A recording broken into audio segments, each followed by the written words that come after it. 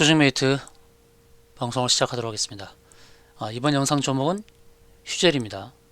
휴젤이 오늘 급락이 나오면서 거래 정지가 되었습니다. 장중에 악재가 터지면서 하한가 근처인 28% 하락을 하고 반등을 했는데 이제 거래 정지가 되었는데요.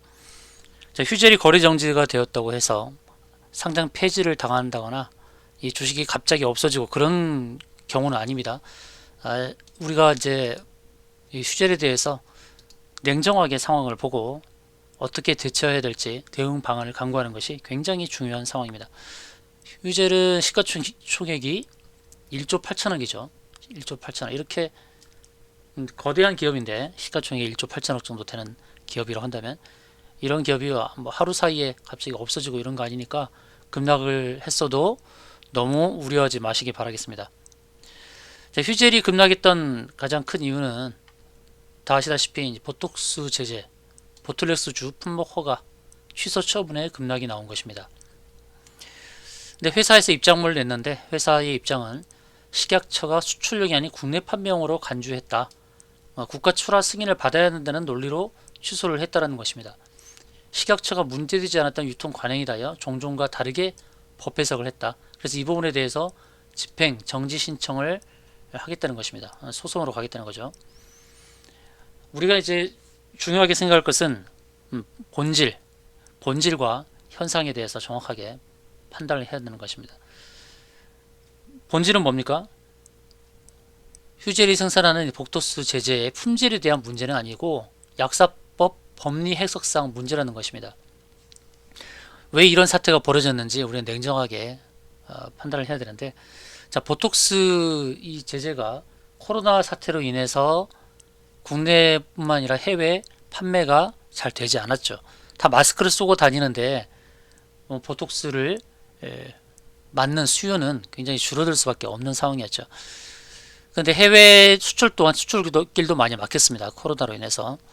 근데 기존에는 보게 되면 수출에 있어서 그렇게 까다롭진 않았어요. 때로는 도매상을 통해서 수출을 하기도 했었습니다. 그런데 그런 것들에 대해서 이제 제재가 나오면서 해외 수출과 관련해서도 자유스럽게 진행되지 않았습니다. 우리 참고할 것은 이 보톡스에 관련된 것은 국내는 임상 3상이 완료되어야 됩니다. 완료되어야 국내 판매가 가능한데 해외 수출은 임상 2상만 완료되어도 해외 수출이 가능한 길이 있습니다. 좀 해외 수출은 좀 완화된 부분이 있죠. 근데 그런 논리적인 부분이 아니라 지금 휴젤이 처한 상황은 약사법 법리 해석상 문제다라고 보여지기 때문에 이런 것들을 참고하고 대응을 해야 됩니다. 자, 바이넥스 사례를 한번 참고해 볼까요? 바이넥스는 보톡스 쪽은 아닙니다. 바이넥스는 보톡스 쪽은 아닌데 왜 바이넥스 사례를 참고해야 되는지를 제가 기술적으로 안내를 드리려고 하기 때문입니다. 자, 바이넥스는 지난 3월달에 바이넥스의 그 6개 품목, 그 6개 품목에 대해서 판매 금지가 되었죠. 판매 금지 처분이 됐습니다. 지난 3월 급여가 중지됐던 바이넥스 6개 품목에 대한 급여 중지를 11월 8일, 11월 달에 해제를 했습니다. 무려 몇 개월이 걸렸습니까? 상당히 많은 개월, 8개월이나 지난 다음에 이제 해제가 됐습니다. 복지부 이 같은 조치는 식품의약품안전처가 잠정 제조 및 판매 중지 조치가 해제됐음을 통보함에 따라 급여를 다시 적용하게 된 것이다. 이렇게 내용이 나왔죠. 바이넥스의 차트를 한번 볼게요. 바이넥스가 지난 3월달에 6개 의약품에 대한 판금 처분이 내려지면서 3월 8일날 하한가까지 빠졌습니다. 하한가까지 빠지고 그 다음 날도 더 빠졌죠. 이렇게 하락 관성 때문에 추가 하락이 나온 거예요. 하락 관성입니다. 이거는 하락 관성 나오면서 V자 반등이 나왔죠. V자 반등. 자, 갑자기 터진 이런 이슈 때문에 휴젤의 매수 주체들도 바로 빠져나가지 못했습니다. 특히 기관의 경우는 한 달 동안 300억을 매수했거든요. 300억을 매수했고 투신도 못 빠져나갔고 연기금도 빠져나가지 않았어요. 여전히 기관의 자금들은 묶여 있는 것입니다. 그럼 기관이 이런 자금을 손해 보게끔 그렇게 조치가 강한 조치가 내려져서 계속 거래 정지가 된다거나 또는 주가가 크게 더 빠지거나 그럴까요? 쉽지 쉽진 않을 것 같습니다.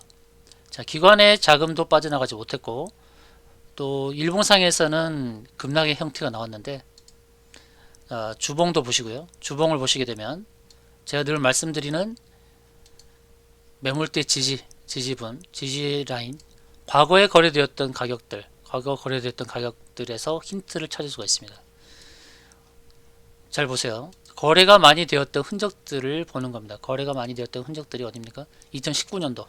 2019년도에 15만원대 거래되었던 그 흔적들이 2020년도에 지지 자리로 작용하는 것입니다. 이 자리. 그러면 15만원 이하의 가격은 어떤 자리냐면 2020년도에 급등의 출발점이 됐던 바로 그 자리입니다. 급등의 출발점이 됐던 그 자리. 그 자리에서부터 큰 상승이 나왔고 다시 급등 출발점까지 내려온 것이죠. 그리고 월봉을 볼까요? 월봉에서 보게 되면 저점을 저점 자리를 보세요. 저점 라인을. 저점. 그리고 오늘의 저점. 한번 연결을 해보겠습니다. 저점 라인을 쭉 연결해보면 직선으로 연결해보면 바로 저점 라인에 닿는 그런 흐름이죠. 그럼 월봉상에서는 저점 지지가 가능한 자리까지 왔다는 것이에요. 여러분 너무 걱정하지 않으셔도 됩니다. 거래 정지가 되었다 하더라도 바이낸스 사례를 참고하면서 이때 바이낸스는 3월 8일 6개의 의약품 판매 금지 후 급락 나왔지만 V자 반등이 나왔어요. 휴젤이 반드시 그러라는 것은 아니지만 우리가 크게 염려하지 말라는 차원에서 말씀드리는 거예요. 기관 수백억 자금 그대로 유지되는 상황. 자, 기술적으로 보겠습니다. 월봉부터 말씀드리는 거예요. 월봉 하단 추세선 연결 저점이 연결 저점에서 지지받는 상황이에요. 혹 하락하더라도 하락은 제한적입니다. 어떻게 보면은 하락 추세에서 나왔던 악재여서 그대로 적용을 받았는지 모르지만 그러나 크게 염려할 상황은 아니라는 거예요. 주봉에서 봤을 때의 저점을 잡는 자리, 주봉에서 봤을 때 저점 잡는 자리가 12만 원대입니다. 주봉에서 잡는 자리가 12만 원대입니다. 우리는 이제 저점 테스트를 하는 그런 자리, 주봉 월봉에서 저점 테스트 하는 자리까지는 불과 얼마 남지 않았습니다. 기술적으로 봤을 때는 추가 하락은 제한적이 있기 때문에 크게 염려하지 않으셔도 됩니다. 여러분 걱정 마세요. 걱정 마시고 편안하게 주무세요. 걱정 마시고 편안하게 주무시기 바랍니다. 그리고 냉정하게 추매해서 평단 낮추는 방법이 좋습니다. 낮추는 방법으로 해서 탈출 전략을 세우는 게 좋습니다. 저점 매수 공략을 해서 반등 때에 빠져나오면 됩니다. 여러분 바이넥스 사례 말씀드렸죠? 바이넥스 지난 3월달에 급락이 나온 다음에 급락을 이용해서 반등을 합니다. 그런데 반등도 하락의 출발점까지 반등이 나올 수 있어요. 왜 이런 반등이 나옵니까? 왜 이런 반등이 나올까요? 수급에 있어서 기관이 빠져나가려고 하기 때문입니다. 기관이 빠져나가기 때문에 또 다시 또 급락이 나와요. 그죠? 바이낸스 또 급락이 나왔어요. 여러분 그래서 휴젤이 저점에서부터 저점을 잡으면 반등이 나올 수 있습니다. 반등이 나오는데 또다시 급락이 나올 수 있으니까 탈출 전략을 잘 세워야 됩니다. 그렇죠? 탈출 전략을 잘 세워야 됩니다. 여러분 추가 매수 타이밍 잘 잡아서 탈출 전략 잘 잡아야 되니까 걱정 마시고 휴젤 문자 주세요.